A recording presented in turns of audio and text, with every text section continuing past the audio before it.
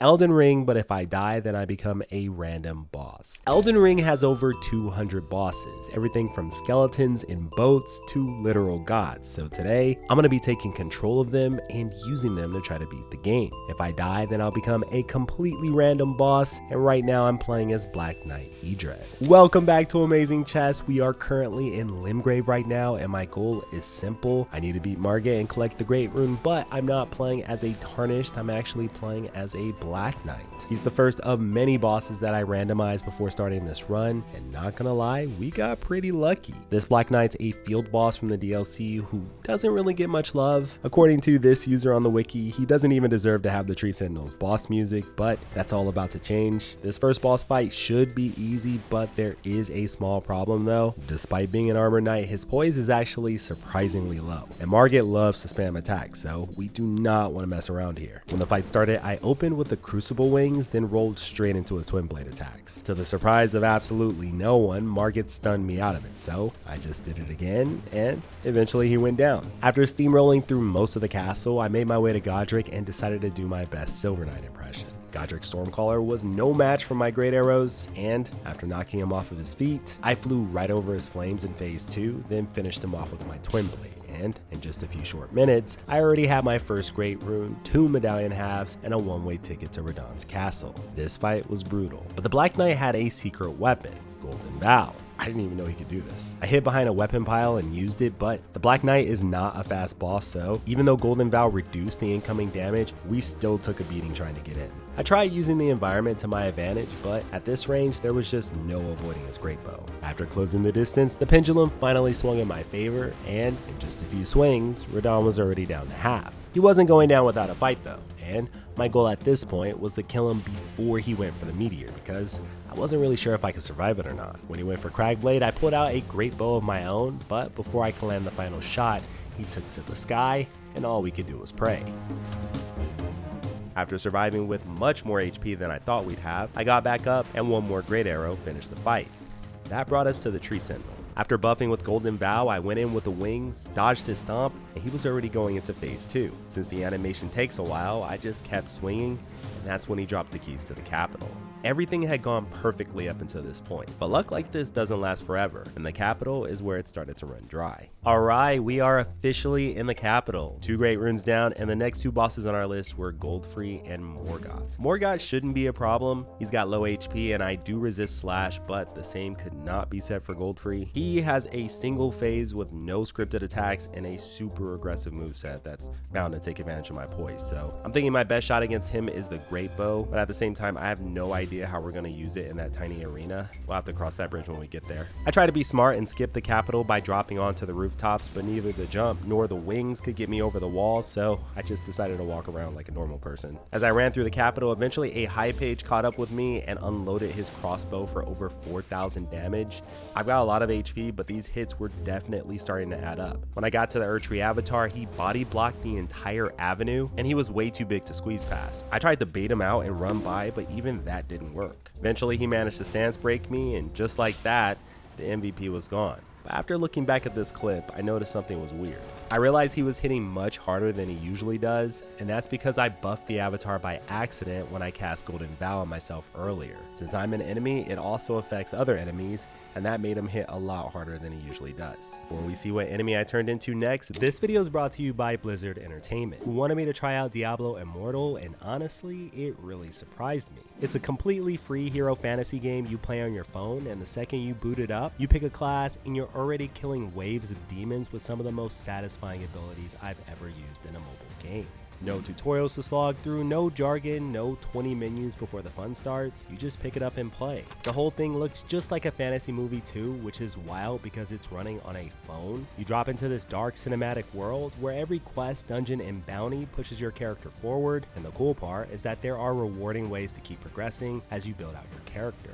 You can also rope your friends in and take down massive bosses together once you get rolling. If you want to try it out, install Diablo Immortal on iOS or Android using my code ZergRush, and you'll get a free legendary chest, 3 rare crests, a random piece of legendary gear, plus some citrine and ruby to upgrade your stuff. Scan the QR code on screen or hit the link in the description. Thanks to Blizzard Entertainment for sponsoring this video. My first new boss was the Spirit Caller Snail. This could have gone one of two ways. If I was lucky, then it was the Spirit Caller Cave one that summons the Godskin duo. If I wasn't, then it was the Liurnia one with a pair of early game Crucible Knights. Either way, the snail's invisibility let me Metal Gear my way through the capital, past the sniper, past the sleeping gargoyle, and past the Erdtree Guardians on the tree. That's when I found out which one I had. It was the one from Liurnia. The Crucible Knights have a solid moveset, but they're still an early game boss, so Godfrey tore them apart in just seconds. While I watched helplessly from my own invisibility, I tried to slip away and resummon, but my invisibility cloak doesn't work on bosses, and he turned me into escargot.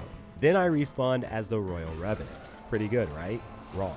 Royal Revenants are one of the most unfair enemies in the entire game, but I was playing as the boss version, and it's all the way back in Liurnia. It's nowhere near strong enough for this part of the game, and to make matters worse, Godfrey is immune to every status except sleep, so wearing him down with poison was not an option. I teleported around trying to make something happen, but every hit I took was a stagger, and it didn't take long for Godfrey to eventually catch up. Now we were down 3 bosses, but the next one might actually stand a chance. Up next was Loretta, Knight of the Hailing Tree. After 3 losses in a row, this was exactly what we needed. Loretta is a war sorcerer, so she's good with magic and good up close. Her only real weakness is her low poise, so I had to make sure I kept my distance. When the fight started, I shot projectiles at him and then hopped right under his jumping axe throw. I buffed with glint blades, and that's when he staggered me, but that was fine since I'd already done some decent damage. He staggered me again, and after backing off from more glint blades, a few more projectiles finished the fight. The death streak was officially over, but we were not out of the woods yet, and there was still one more boss to beat. With the bodyguard down, I could finally reach the throne and take on Morgott. The Fellowman is fast and dangerous at all ranges, but his big arena was perfect for Loretta. I opened with the glint blades, ran in with a jumping slash, and back hopped away to use more magic.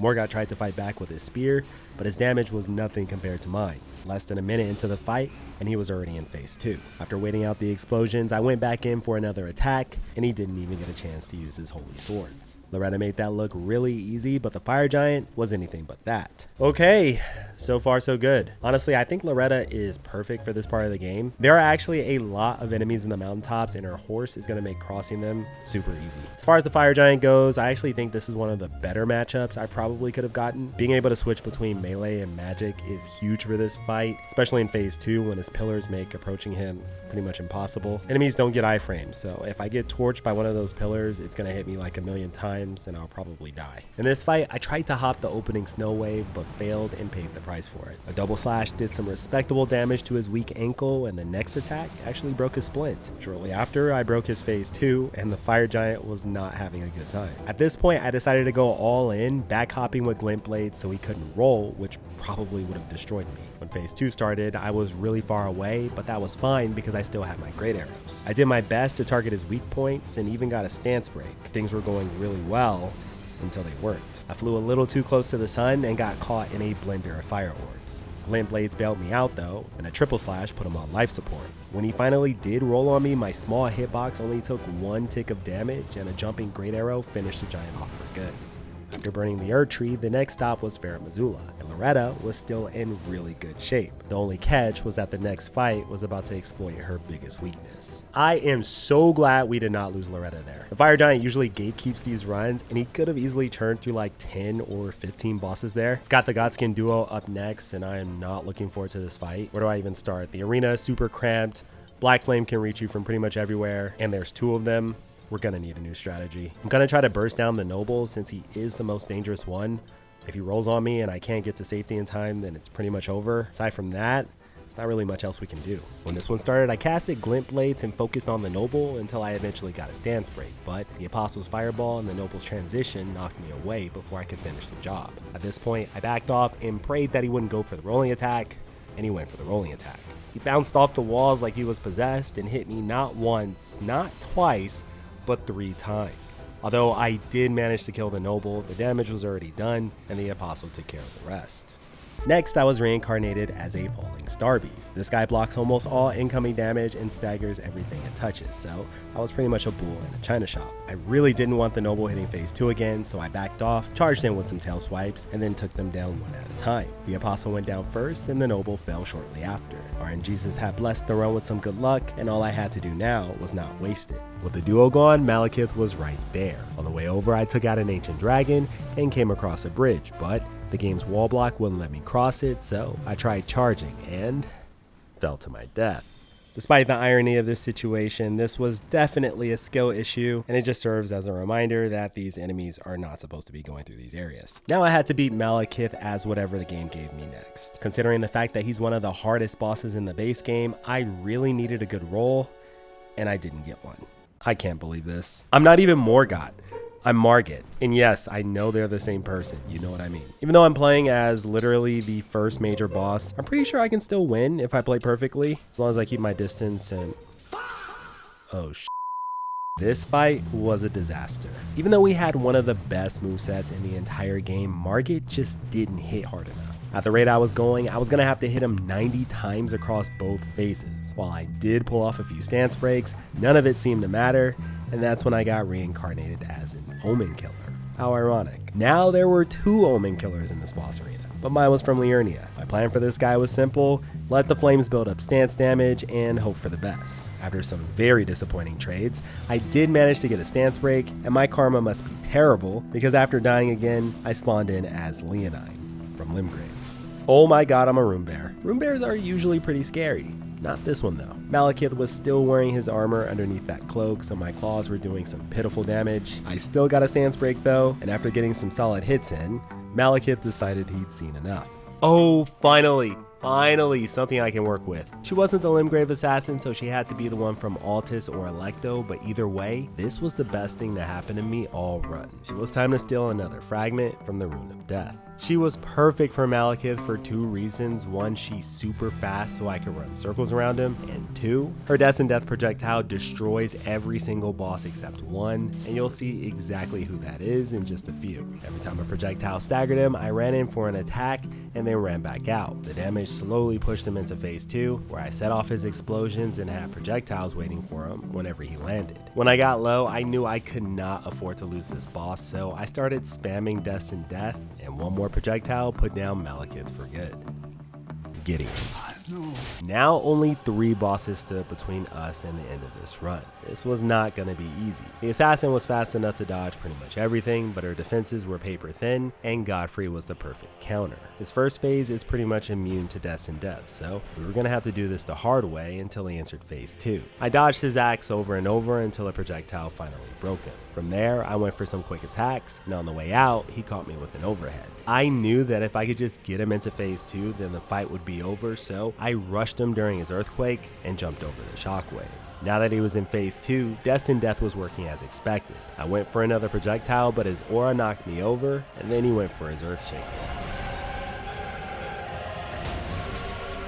That's when I got reincarnated as the Apostle. This was the Dragon Barrel one and the strongest one of its kind. We didn't have access to Death and Death anymore, but Black Flame was more than enough to win this fight. We took a beating, but eventually I did get Godfrey into phase 2, and the Black Flame Tornado brought Horlu to his knees. After a few more swings, it was finally time for Rodigan. Rodigan is weak to fire, so my Black Flame tore right through him. He parried my first fireball, which was rude, so I switched over to my blades and face tanked him until he hit phase 2. From there, a fireball into a tornado finished him off, and now it was time to kill a god. This is exactly what the Godskins were created to do, but the Elden Beast had other plans in mind. He swam around the arena, chipping me down with gold waves until I was hanging on by a thread. Things were not looking good, but even though the Elden Beast still had half of his health remaining, I knew that I only needed one more opening.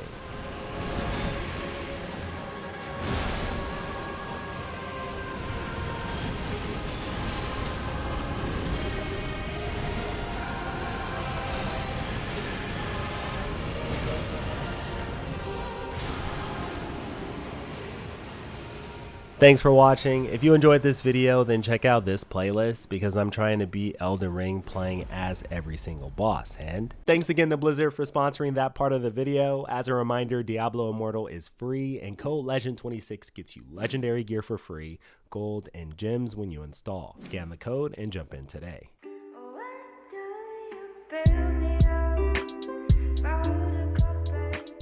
Bye-bye.